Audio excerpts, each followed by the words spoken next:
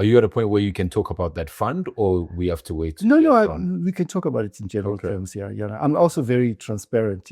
I don't think that discussions should be, secret. Totally secretive.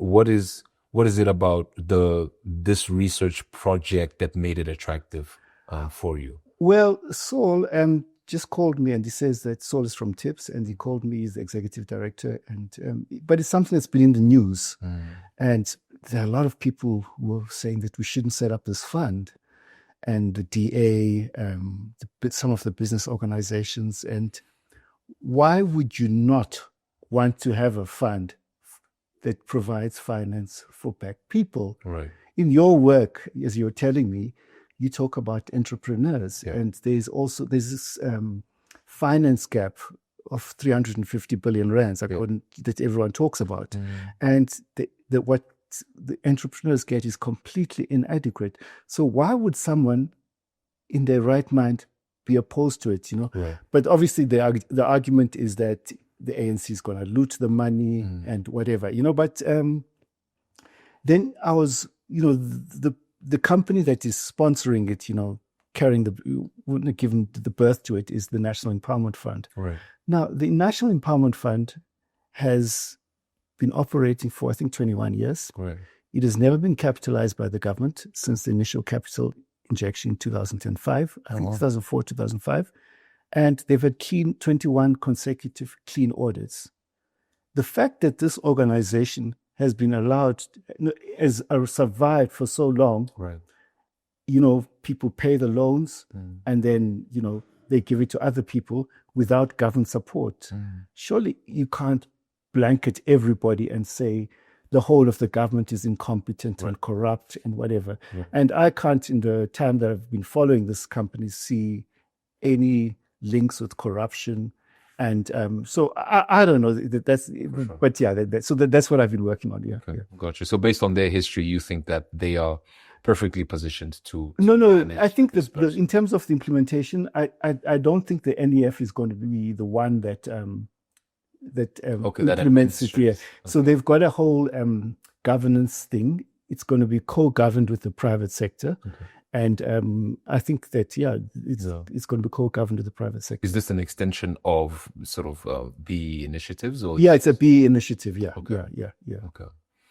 Let's get into that. How would you describe your journey with the evolution of BE? How does one get a phone call to say, hey, we're drafting this new policy? Okay, it's a long story, but So what is that like? That's a good question. Yeah. So let me just tell you, I went to school in Eswatini, my high school, and after high school, I went to study university in Scotland. Right. So I come back after the start of our democracy, and I work in the media. And Ted, I wasn't apolitical, but I used to go with the flow, and I had almost like a little bit of coconut tendencies. Right. So I'd go and drink with the white boys at the sunny side, whatever. Yes. But anyway, so then I think what changed my my path is that I worked for a magazine called Enterprise under Tami Mazwai. Okay. And Tami Mazwai, I used to just follow him. I was young, innocent. So he would introduce me to all these people. Like the next day, I'm with Jomasono. I'm with Kezam Taung. They're setting up I think they were buying into Pepsi. Okay. And I'm there. So all these initial BE transactions that happened, I was there. Oh, wow. But at the time, I'm not seeing, you don't recognize the importance of what's happening in front of you. Right. And right. At the time, and when you look back, it was a truly special, although I wasn't there for very long, it was a truly special time. And there was a lot of the innocence of the start of the democracy. And so that's how I got into it. And so, in terms of BE, let me just give you a little bit of history, about South African. So the South African economy, or as everybody knows, there was a discovery of gold and other minerals later on. In the late 19th century. So it consolidated around 7 mining companies. The largest was Anglo. There was General Mining, those Rand Mines, Johannesburg Consolidated Investments. And, fast forward to then Anglo becomes by far the biggest of these companies. It starts taking over some of these other companies, of the seven, like Rand Mines in the 50s, I think, and they become a very big company. By 1994, they owned about 43% of the shares on the JSE. And these companies also, because they had capital controls, because of apartheid, they couldn't invest outside. So they diversified into industry, they diversified into finance. Right. So they had shares in all these money. So what happened in the 60s, initially it was mostly English capital, and there was a division between English and Afrikaner capital. Yeah. Yes. So what happens is that in 1953, Afrikaner capital, they're the junior partner in this whole arrangement around a company called Sanlam. And this is after the National Party takes power around 1948, around the ticket of Afrikaner empowerment. So they set up this company called, what is it called? 1953, I think it's called, what is it called? I forget what it's called. Okay. Wellness Corps. So they set up this company. Sanlam sets up this company, a subsidiary that's going to look into, that's going to, Afrikaner empowerment. Right. And then fast forward to 1964, Anglo, which is they decide to help them buy into a big mining company called General Mining, which later became Genco. So what happens so there was what is called a fusion between English and Afrikaner capital in the 60s, and I wouldn't say the tensions melted away, but they were contained. Right. So what happens in 1994? People were scared. The white companies that the ANC is going to nationalize the commanding heights of the economy. Yes, yes. And they were really scared, and they just didn't know what to expect from the ANC. So they went to the playbook of the 60s, and they came up with Black economic empowerment. Oh, okay. Yeah. So they said, you know what you did with Afrikaners? Let's do it with the Black people. So what happened in 1993, Sanlam again, which, it happened to them from Anglo. In 1993, I think, they sold 10% of their subsidiary, Methold, to a company called Methold that was led by Dr. Ntata Motlana. And it was a transaction that was 137 million rands. Now, I interviewed Dr. Motlana, the legend, many times. And the last one that stands out to me, I think the company was collapsing. And I first interviewed him above a used car dealership in Elof Street, where it was just a dream. Right. I remember I asked him, he was an amazing guy. He was taking calls from very important people. I'm very young. And I think it was Thabo Mbeki on the phone. He says, just give me. I said, yeah, of course, talk to Thabo Mbeki. Then when it happened, I think the week before, they had sold their shares in MTN and they bought the Sowetan. So I asked him, Dr. Motlana, do you think this is wise? Because Sowetan is not a good newspaper. Right. And he says, I tell the editor, Agri-Class, this all the time. Okay. So I said, but what? So anyway, fast forward to the late 90s, they're now in Bryanston, and guess what? It's controlling 20 billion rands, and it's about to collapse. So there was Cyril Ramaphosa in the office. Mm-hmm. There was Dikgang Moneseneke in the office, as an awful plan office. Yes. There was Zwelakhe Sisulu. These are the directors of Nail, this company that bought. And then there was a white guy called John T. Sandler. So I asked Dr. Motlana, where's John T? Because I'd been writing stories that there's some beef between John T. and Cyril Ramaphosa, who had just arrived. He said, no, John T. is not there. But anyway, I asked Dr. Motlana, you now control an empire that is worth 20 billion rands. Mm-hmm. Obviously, I've done my homework, but Black people own 2% of this company. And what are you going to do to narrow the gap between political ownership, which is the 20 billion rands, and the economic interest in this company? Right. And he said, this is a issue that the next generation would solve, Right. And for me, I became fascinated ever since then between the substance of BE deals and the form. There's a wide, because the numbers you read, it's not the same as what actually happens behind the scenes. Real value. So then there was a second transaction at Real Africa Investment. What's his name? Duma Gqubule. He was a former Anglo employee, and he set up this company that bought 51% of African Life. Okay. Yeah. So I was at the listing of the company on the JSE. Well, the pre-listing meeting at the Johannesburg Country Club. And I reminded Duma Gqubule recently. I met him at a book launch in Hyde Park. And I said, it was the days of PowerPoint, and he couldn't operate the PowerPoint. So the white investment bankers had to help him all the time.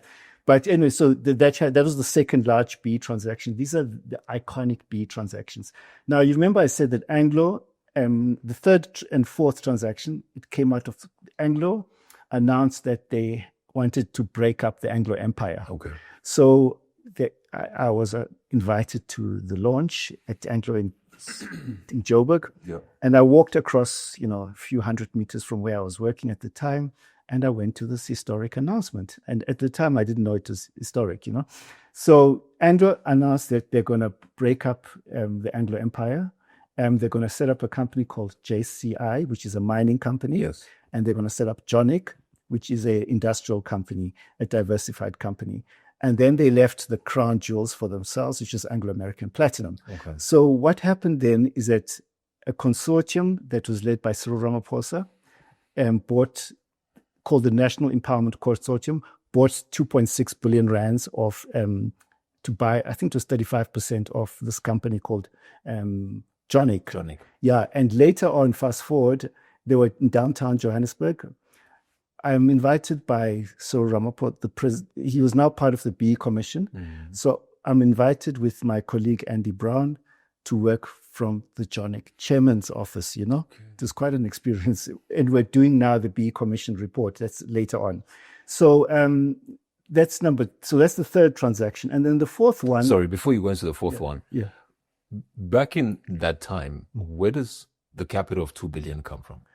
Well, if you can say. Yeah, of course. Yeah. So basically, there were different fundings. Let me just quickly, I'll come back to that now. For sure. So then the fourth one was, there was a bidding war between Nail and Khumalo for the fourth transaction, 2.9 billion for JCI. Okay. So I also was at the launch of that thing I think it was at the Inanda Club in Joburg. So I was at the launch of the announcement, and I was there with Khumalo. And so there's, as I said, there's a big difference between the actual political ownership, you control the shares, and the economic ownership by the black people. Okay. So if I remember well, I'll start with the JCI one. So he overpaid 2.9 billion rands for this, So overpaid. He overpaid, yeah, because there was a bidding war between the blacks, black people, apparently.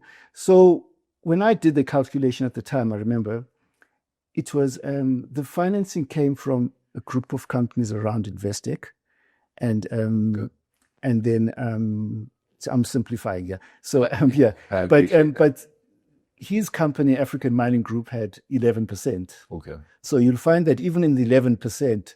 There's the financial institutions which have owned shares in the 11%. So all these black empowerment companies, there's banks that have got shares in the company. So the actual economic interest is far less than the 11%.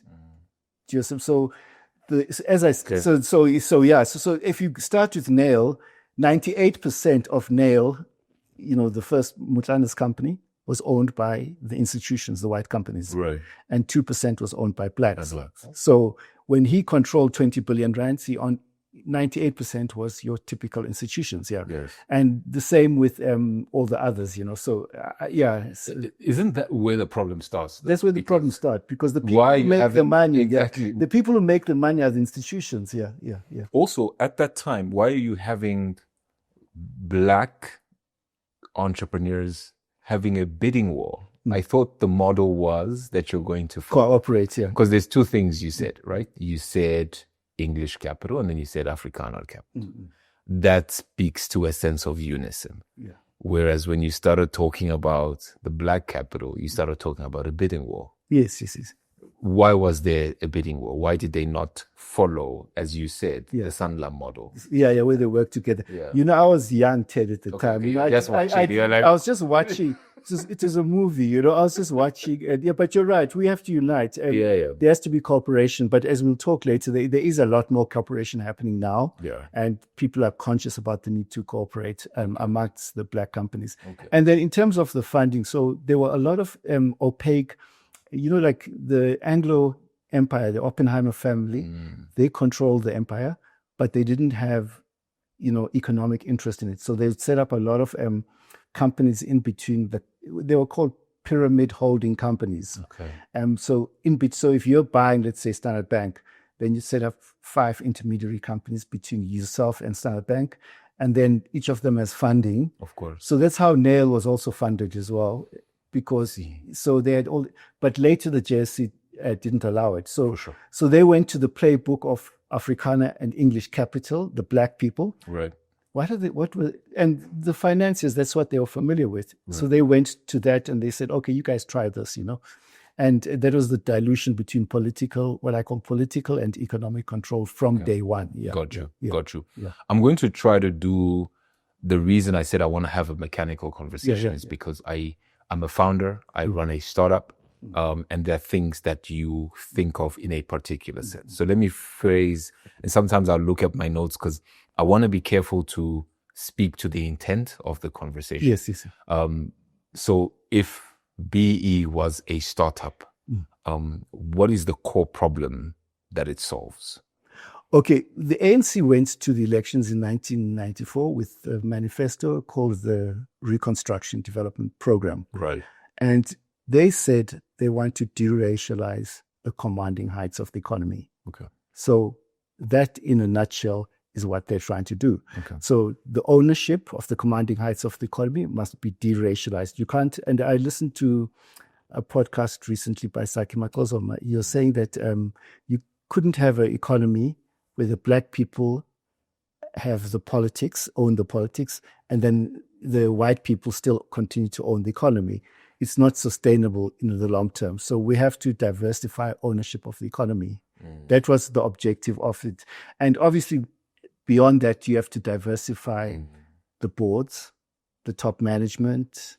You have to diversify, as the policy pillars were later erected, you have to diversify, you know, procurement and things like that. Yeah. So those. Excuse my curiosity. The conversation you're referencing, is that a conversation that was had now? Yeah, recently. Yeah. Okay. He was recalling what happened back in the day and why they came up with this BE policy. Got you. Yeah. Can the same still be said now? Yes, the same can be said. Yeah. Okay. Yeah. I struggle with that. Yeah. And I'll tell you why. If you run the state,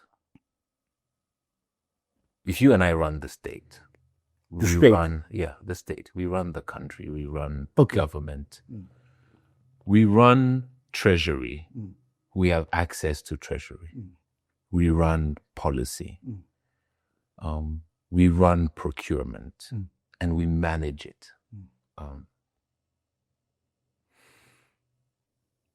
Can we still say that the economy does not belong to us? Well, the companies do not belong to us. So now, 2 years ago, I did a big deep dive into the ownership on the JSE. Sure. So I did a deep dive. I looked at JSE Top 50, and I'm doing an update now for 2024, but this is for 2022. So what I found is that there were 1,000 transactions BE of about worth 668 billion rands. Yes, from 1996 to 2002. So if you look at the black ownership that came out of that, so it was about 228 billion rands, and it was about equal to 1.2% of the market cap of the JSE at the end of 2022. But people need to understand that the majority of the JSE has got very little to do with the South African economy. So I came up with a methodology to calculate the value of South African assets using the annual reports of all these companies here. So 78% of the assets on the JSE have got nothing to do with South African economy. So because BEE is for South African assets, the black ownership was 5.8% Right. of the JSE. So the majority of the JSE, the black ownership is only 5.8%. And what I also found, which is quite interesting, is that 75%, 74% of that ownership was in two sectors, Right. mining and finance. Now, then, if you look at the structure of the economy from 1996 to 2022, which I also compared, there's only two sectors of the economy that grew Right. from what they were then. It's mining and finance. Right. So the performance, everything else did not grow. Manufacturing collapsed. Manufacturing was the largest sector of the economy and collapsed. So the benefits from BE mirrored what happened in those days. The structure of the economy from 1996 to 2002. So when you unpack the 228 billion rands black ownership, the biggest myth, Ted, is that it went to the politically connected. That is not true. I know this thing. I stay out of the politics. The initial deals went to the politically connected. Dr. Mutlana was Nelson Mandela's physician. Right. He was politically connected, and some of the deals went to Cyril Ramaphosa, Tokyo Sexwale. I met him recently. Sure. Yeah, and but it is no longer the case. The overwhelming majority of that 228 billion is broad-based empowerment schemes that include workers and include communities. Right. So someone must explain to me what is wrong with giving shares to employees and workers. It makes no sense. What I also found out is that there's now a super league of about 30 companies, as I was telling you before. Yes. These are large. I was doing this work for Kagiso Trust, Kagiso Capital, there's about 30 black companies which have got what I call the super league of black companies. They've got assets of more than $1 billion. So if you start at the top, there's a company called Seriti Resources. I estimate that it's worth about 60 billion rands. And this is not a political company. It is run by Mark Teke, who I interviewed, I think a year ago at his office. The Tebe investment has got some political involvement through the ANC, but the vast majority of the shares of Seriti Resources are owned by black companies. Right. And I must just tell you the amazing story I heard about this thing. It was cooperation between the 4 black shareholders, Right. And so they created Seriti Resources, the second one is Royal Bafokeng Holdings, which is the Bafokeng Nation. Yes. Their investment company has assets of about 56 billion. So no politicians there. And then the third one, I think, is the Motsepe family interests in Sanlam and African Rainbow Minerals. Whatever people will say, I've studied that company. It is not,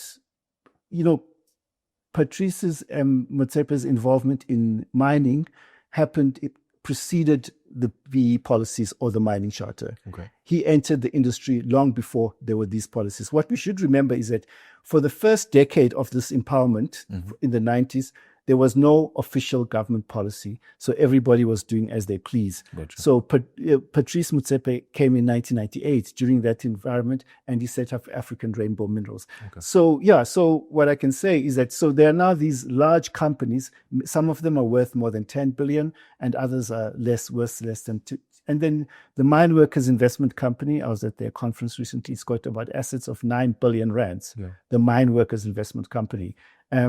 Kagiso Trust, Kagiso Group as well, I think it's about 7-8 billion. Tebe is about 7-8 billion. So we've got large companies that we've created out of this BE. Despite all we didn't fundamentally transform the structure of the inherited apartheid economy, but we did create these large black companies. So the question now is, as you were saying, how can these companies cooperate? And I was listening to a recent statement by the ANC, and they said, BE is under attack. You guys must defend BE. You are the beneficiaries, And I think there's some merit to what the ANC was saying about that. I hear you.